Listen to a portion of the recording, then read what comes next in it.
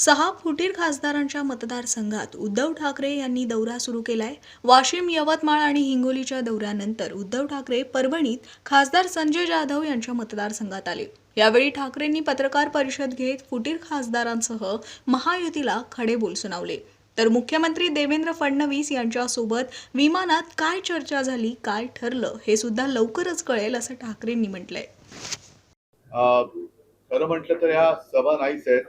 मी कार्यकर्त्यांना भेटायला आलेलो आहे आणि महत्वाचा मुद्दा म्हणजे परभणीकरांना धन्यवाद पण द्यायचे, कारण त्यांनी महापौर दिलेला आहे शिवसेनेला.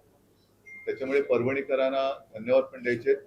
आणि त्याच सोबतीनं तुम्ही बघत असाल की कालपासून ज्या माझ्या कार्यकर्त्यांच्या बैठका झाल्या त्यात मी कार्यकर्त्यांची आणि लोकसभेला ज्यांनी शिवसेनेच्या महाविकास आघाडीच्या खासदारांना मतदान करून विजयी केलं होतं त्या सगळ्यांची क्षमा मागण्यासाठी आलेलो आहे.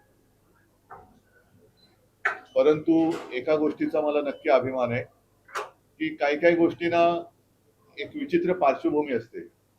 तशी विशेषतः परभणी आणि हिंगोलीमध्ये एक अशी आहे की इथून जे निवडून दिले जातात ते कालांतराने गद्दारी करतात, पण तरीही इथले शिवसैनिक आणि मतदार हे कायम शिवसेनेसोबत राहिलेले आहेत आणि मला खात्री आहे ते यापुढे सुद्धा राहतील. आता बंडू जाधव सोडून गेले त्याबद्दल काय वाटतं? त्यांनी अनेक आरोप केले बाबा लक्ष दिलं असतं ना तर त्यांच्या बऱ्याच भानगडी काढल्या असत्या. दर वेळेस खासदार गद्दारी करून जातात, परभणीकर त्यांना मतदान करतात. पुढे शिवसेना याविषयी काही ठोस पाऊल उचलणार आहे का? आता मुद्दा काय आहे की हे वरवरचं जे तुम्ही म्हणता ही उपाययोजना वरवर करून नाही चालणार. गद्दारीच्या मुळावर घाव घातला पाहिजे. आणि जे गद्दार शिरोमणी बसलेत तिकडे मुंबईत, विंध्यसेना, त्यांचे सगळे उमेदवार लोकांनी ठरवून आता पाडले पाहिजेत. आणि गद्दारीची कीड ही महाराष्ट्र पोखरते. त्या किडीला वेळेत जर का आपण चिरडलं नाही तर मग महाराष्ट्र वाचणार नाही, देश वाचणार नाही. मागच्या वेळेस सभेच्या वेळेस मला आता थोडं बैठकीत बोलायला ठेवा ना उद्देशित. सभेमध्ये शपथ घेतली होती साहेब की तुम्हाला सोडणार नाही, पण तरी त्यांनी सोडलं तुम्हाला. आता ज्यांनी शपथ घेतली त्यांना त्या शपथेचे चुकी म्हणजे काय, शपथ मोडल्याचे दुष्परिणाम, ती जी काय शक्ती आहे ती आम्ही फक्त आणि फक्त निधीसाठी पक्षांतर केलेलं आहे. खाजगी प्रायव्हेट फंड पक्षांतर ह्याच्यासाठी केले की आम्हाला निधी भेटत हा, मग त्यांना निधीसाठीच ते गेलेत, खाजगी निधीसाठी. कारण जो निधी खासदार फंड म्हणून मिळतो त्याच्यापैकी किती खर्च झाला हे चॅनलच्याच माध्यमातून म्हणजे साहिल जोशी यांनी ते प्रकाशात आणले आणि तुम्ही सुद्धा त्या बातम्या राखल्यात. म्हणजे निधी जो मिळाला होता त्याच्यापैकी किती निधी कुठे खर्च झाला हा सगळा आहे. त्याच्यानंतर माझ्यासोबत आज अनिल देसाई आहेत, अरविंद सावंत हे तर लोकसभेचे आहेत. त्यांच्याकडे या सगळ्या खासदारांचा हजेरीपट आहे.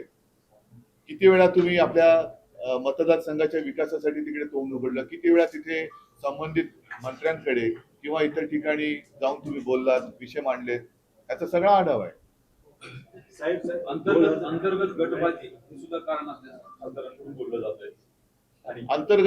अंतर्गत गटबाजी ही मला तशी कुठे काय वाटत नाही, पण तशी ही प्रत्येक ठिकाणी दिसते. म्हणजे काल सुद्धा जे मी म्हटलं की हे ऑपरेशन टायगर त्यांनी नाव दिलं, पण ऑपरेशन देवेंद्र आहे का, तरी भाजपातली अंतर्गत गटबाजी सुद्धा त्याच्यामध्ये असू शकते की कोणाला तरी देवेंद्रला दिल्लीत येऊन द्यायचं नसेल. त्यांना असं वाटत असेल की देवेंद्र दिल्लीत आले तर त्यांचा पंतप्रधान पदाची जी त्यांची संधी ती हुकेल, म्हणून त्यांना इथेच गुंतवून ठेवायचं किंवा इथेच संपवून टाकायचं. म्हणून ही भाजपातली अंतर्गत गटबाजी सुद्धा असू शकते. विमान प्रवासानंतर आपली आणि देवेंद्रजीची प्रवासात एक विमान प्रवास सोबत झाला, त्यातले त्या बोलण्यामध्ये जे काही ठरलं ते येत्या काही दिवसात कळेल. दुसरी एक बाब आहे की 14 ते 19 जे आहे ते भाजप महायुती सरकार होतं आणि आता जे आहे या काळामध्ये मराठवाड्यामध्ये पूर्ण असंतोष आहे.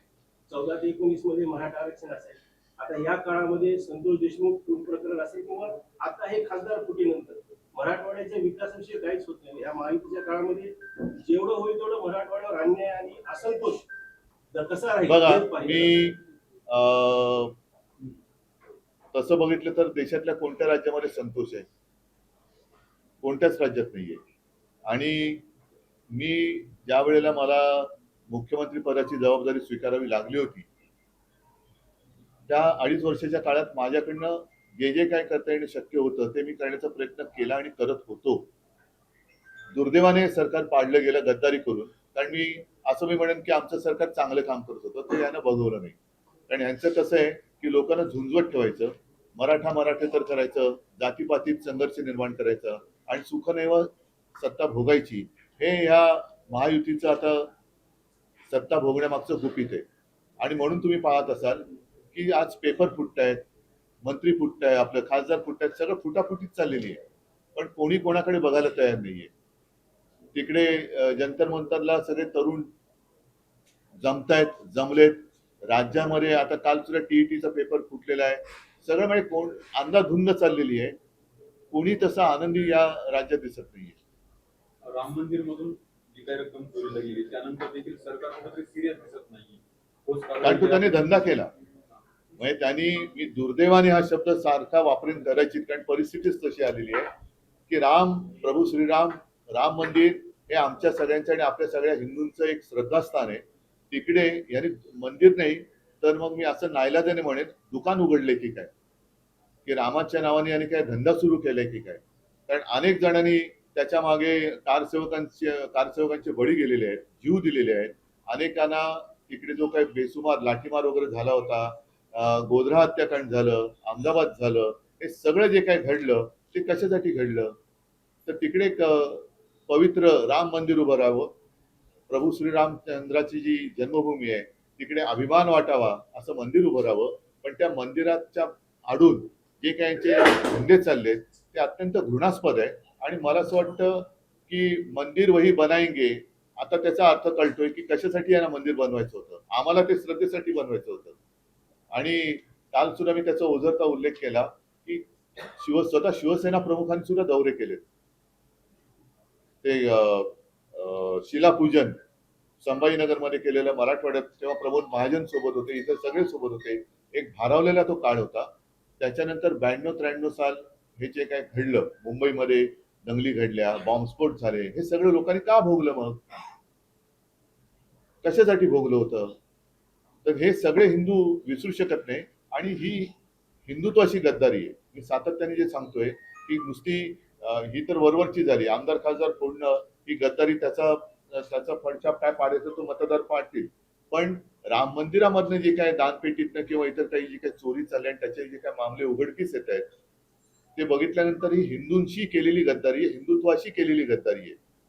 नीट परीक्षेचा पेपर फुटला, त्यानंतर सीईटीचा फुटला. आता नीटचा पेपर फुटल्यानंतर दिसतोय. ऐका नीटचा पेपर फुटल्यानंतर केंद्रस्थान कुठे होतं? महाराष्ट्रामध्ये. म्हणजे ही लाजिरवाणी गोष्ट आहे. आणि हे सगळेच्या सगळे जे पकडले गेले ते जे काही मी तुमच्याच माध्यमातून ऐकलं, पाहिलं, वाचलं, हे कोणत्या परिवाराशी संबंधित होते, काय झालं, त्यांची आता नावं पण कोणाला माहिती नाहीयेत, नावं पण विसरले. पुढे काय केलं, त्यांच्यावरती कारवाई म्हणून काय केलं, नुसतं आतमध्ये टाकले. पण मला 100% माहिती आहे की ते एका विशिष्ट परिवाराशी जर ते संबंधित असतील, जे मी प्रसार माध्यमातून पाहिलं आणि वाचलं, तर हे विनासाहेब बाहेर पडतील आणि पुन्हा हे पेपर फोडायला मोकळे. काल टीईटीचा पेपर तर 1.5 कोटीला विकला जाणार होता. ठाणे जिल्ह्यात फुटला. आता ठाणे जिल्हा काय तुम्ही करणार? कुठे पेपर फुटतायत, मंत्री कुठे आहेत, खासदार फोडतायत.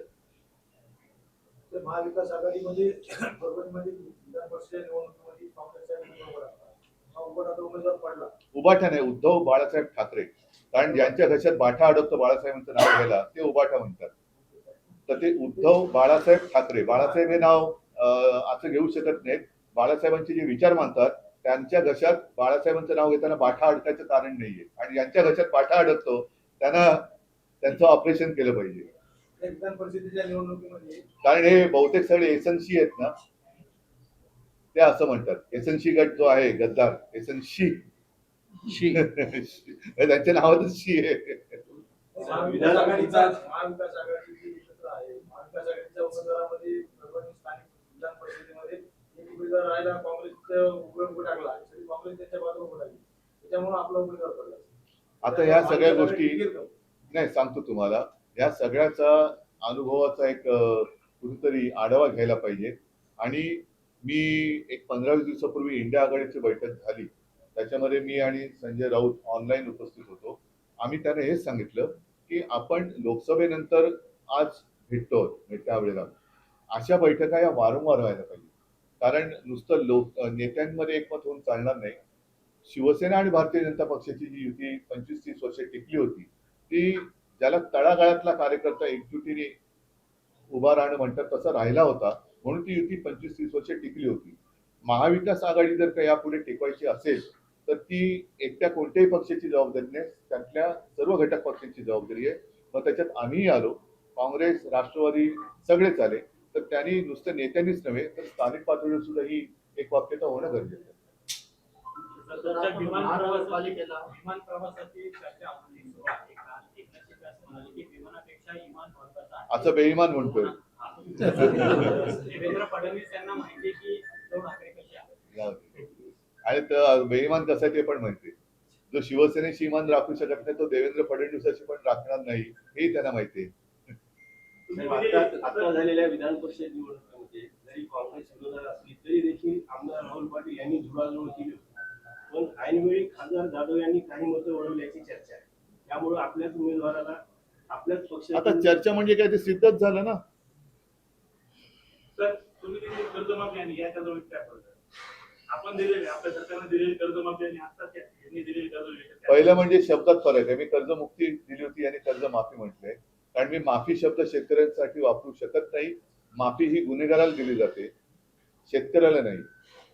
शेतकरी हा आपला अन्नदाता आहे, त्याच्यामुळे त्याचं जे एक ऋण आहे आपल्यावर, त्यातून आपण मुक्त होऊ शकत नाही. या भावनेतनं मी केलेली ती कर्जमुक्ती होती.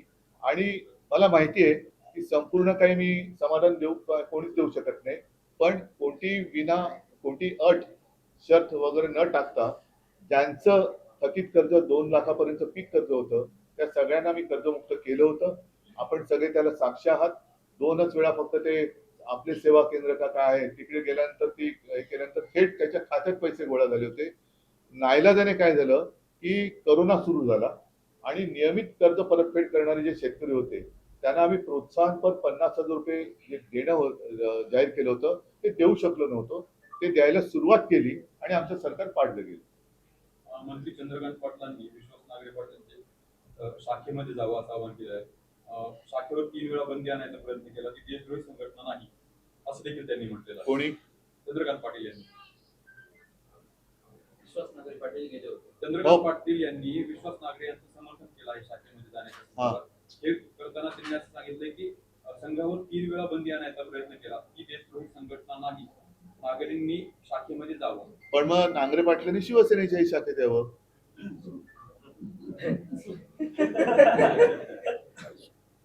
वल्लभभाई पटेल यांनी बंदी आणली. वल्लभभाई पटेलांनी आणली होती, इंदिरा गांधींनी बंदी आणली होती. वल्लभभाई पटेल महत्वाचे. चंद्रकांत पाटीलांना इतिहास थोडासा सांगावा लागेल. आणि ज्या सरदार वल्लभभाई पटेलांना हे म्हणतात की सरदार वल्लभभाई पटेलच पंतप्रधान हवे होते, खरंच हवे होते, कारण त्यांनी संघावरती बंदी घातली होती. खासदार पटोले निकटवर्ती होते. हो ना. काय संदेश देणार? काय संदेश देतात? आता मतदार संदेश देतील, मी काय देणार. चला चला, thank you. धन्यवाद.